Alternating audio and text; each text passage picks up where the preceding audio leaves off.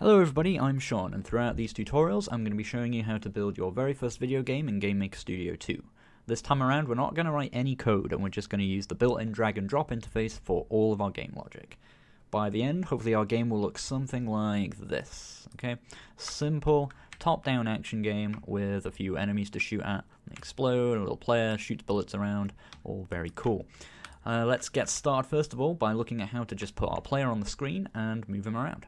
So this is what an empty project looks like inside GameMaker.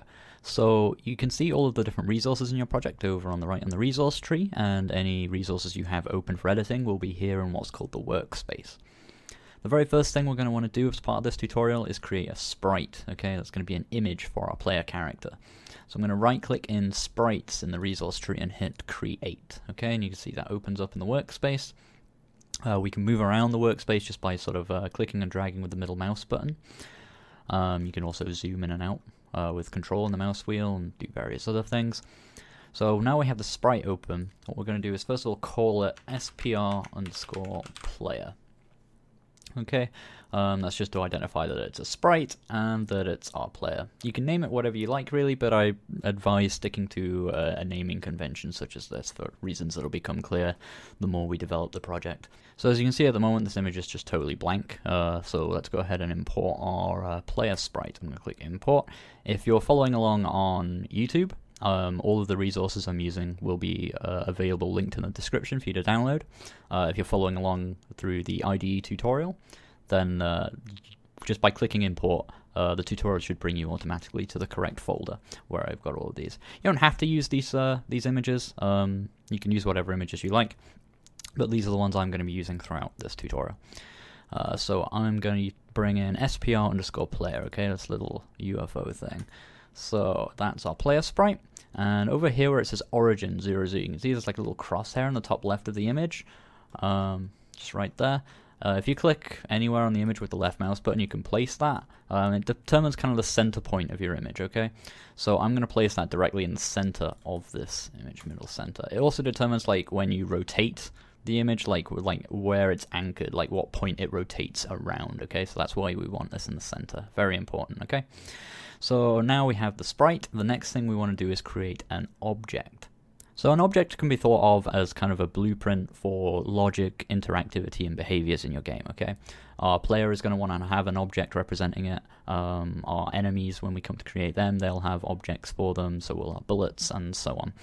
The reason I say it's a blueprint is because the object can be thought of as defining the logic and the behavior and so on of a particular game element, and then when you actually put those objects into your rooms, as we'll come to later, and into your game world, you're not actually putting the object there, you're putting instances or copies of that original blueprint there, okay, which we refer to in GameMaker as an instance of an object, okay?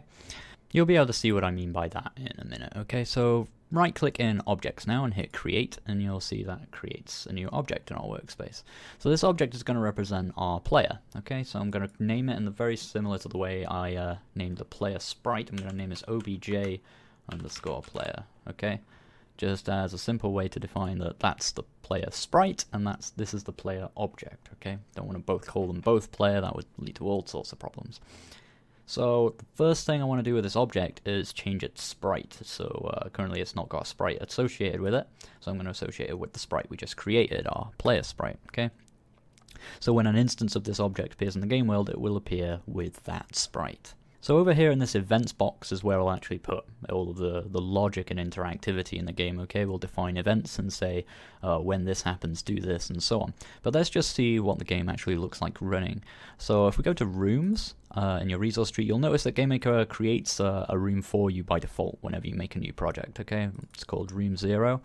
And that's because a GameMaker game always needs to have at least one room in order to be able to actually run, okay? And you see at the moment it's just a big black empty space. Okay, this grid is just placed there by the editor. You can turn that on or off. So let's drag in our player object. Then we'll just click and drag and bring him into the room. Okay, so he's there. You can put him anywhere. I can actually double click on him and click edit, and I can actually edit that object inside the room editor if I need to. But yeah, that's a copy. And you see if I double click that, it says instance. So this is an instance of obj_player. Now I can edit the original object, and that's the original object blueprint. You can kind of see what I mean now, that defines this instance. Okay? Because we can put multiple copies of this into the room. Let's delete those now. Okay, so let's just run this and see what we have so far. You'll see it compiles at the bottom here, and then boom, here is our game in a window. It's not very exciting at the moment. It's just a big black rectangle with a little player in the middle. Okay, so what we're going to do is make it so this player can move around with the arrow keys, and will also face towards sort of the mouse cursor. Okay, just sort of basic movement controls is what we're going to cover here. Okay, so let's come back to our player object just by double clicking. It'll bring us back to this workspace. We can close down the room editor because we don't need that right now. And it's time to actually add our first piece of game logic, okay? So click Add Event. You can see a bunch of different events here, and a lot of them are just things that happen in the game, okay? That's what an event is. It's a when this happens, something in the game has happened, like a frame of the game has passed, you've pressed a certain key, you've clicked on this instance, this instance collided with another instance, and so on and so forth. What we're going to do is add the key down event for right, okay? So for our right arrow key, that's what that represents, and you can see this pops up a code editor, okay? So events are when this happens, and code and actions are do this, okay? So when these things happen, do these things, and that's fundamentally how object logic in GameMaker works, even when you're working with code. So what do we want to happen when the right arrow key is pressed? Well, we want to move our object to the right, okay? And now what we're going to do is use an action to do that. So scroll down this list of actions over here in the toolbox, over to where it says movement, and find this little icon here, jump to point, and jump to the specified position. So we're going to move our instance from the place it is now to a different place. So let's just click and drag that into this box, and you can see over here we have a summary of all the actions we've placed in this event, and here is where we can edit what they do. Just you can use the middle mouse button to move around, just as you can with most of the rest of the interface. Okay, so it needs two coordinates from us that we want to move to, an x coordinate and a y coordinate.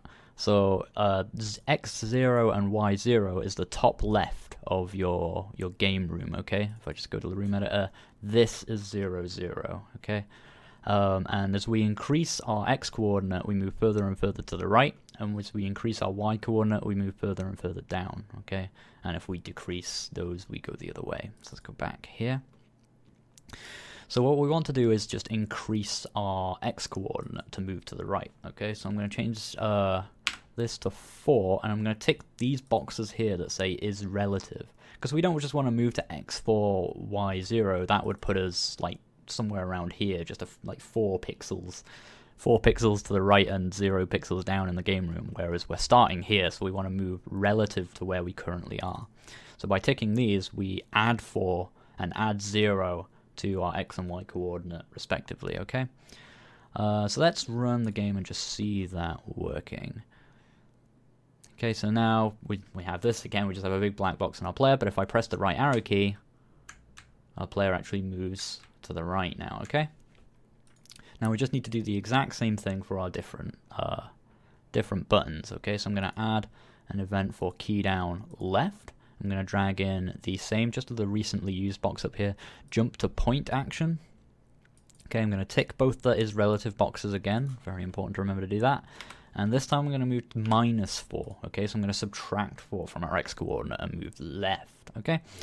So let's see that working. Just run that real quick. So I'll move to the right, and if I press left, I move to the left. Excellent, okay. Now let's add up and down. It's done in the exact same way. So key down, up, drag in, jump to point, and this time tick both these boxes. This time we want to move up, so we want to reduce our y-coordinate. So put -4 in there, okay. And let's just add our down event as well, and do the same thing. So it's relative, this time increase by 4. Okay, so you see now, we just go through those, we have 4 of this action, all just doing different things to our coordinates. So let's just run that now. And obviously, like, on a given frame, if we're holding up and we're holding right, then it's going to both add 4 to our x and subtract 4 from our y, meaning we can move diagonally, okay? As I can demonstrate by just holding up and left. But I can move in any direction now, or any of the 8 directions allowed to us by our arrow keys, I suppose. And that's the basics of just moving around. So the last thing we're going to do is make it so our player object actually rotates to face wherever our mouse cursor is, because that'll be kind of like our crosshair, our direction that we want to shoot later. We'll shoot with the mouse button, okay? So we want to make our player always face towards the mouse, okay, even though we can move around sort of strafe with our arrow keys. So let's add another event. This time we're going to add the step event, okay? You can see it's the little footprints, and there's 3 of these: step, begin step, and end step. We just want the regular step event, so click that. The step event's a very special event. It happens every single frame of the game that passes, okay? So if your game is running at 60 frames a second, this will happen 60 times every second, okay? Whatever logic you put in here. Now what we want to happen is every frame of the game we want to check where our mouse button is, or where our mouse cursor is, sorry, adjust our object's direction to face it, and then adjust the sprite to rotate to face the mouse, okay? So what we're going to do is I'm going to scroll down to movement again and find this as sort of a dotted arrow with a dot on it, set point direction, okay? Sets a direction towards a specified point. So I'm going to drag this in, and you can see it asks us to provide an x and a y coordinate again. We don't want the relative boxes this time. But if I type mouse into X here, you can see a menu pops up because GameMaker's trying to guess what we want from it. We can type more, as you can see, we can type more than just numbers into X and Y. Okay, we can provide what's called variables and functions, which are basically words that words or commands to GameMaker that will turn into numbers. Okay, for this, what we want is mouse X, which is a built-in variable. Click that, and what this word means, what mouse underscore X means, is it's just a word in GameMaker that every single frame will track the X coordinate of our mouse cursor, okay, in the game. And we do the exact same thing for Y. I'm just going to type it in, mouse underscore Y, okay? Now, basically what that means is our mouse is always going to, our object's always going to have the direction facing towards wherever our mouse coordinate is on the screen. Now that won't actually be enough to do what we want. That'll set our direction for the object, for the instance, sorry, but it won't actually change the way the sprite looks, okay, because those two things are independent of each other. You can have an instance direction, but you can also have an image angle kind of thing, okay, so like the sprite's direction, which way the image is facing, because you might not always want to change the image direction to face where the instance is facing, because you can also do things like use your direction to create speed and so on and so forth. You can do other things with your instance direction. So what we want to do is just change the instance rotation, okay, so the image rotation. So I'm going to scroll down to, if I remember where it is, oh, instances, of course, yeah. So set instance rotation. You see this little Pac-Man image, it's often representing things you can do with the sprite. This one with a little arrow going around the outside, that's instance rotation, so drag this in. It's to set the instance rotation.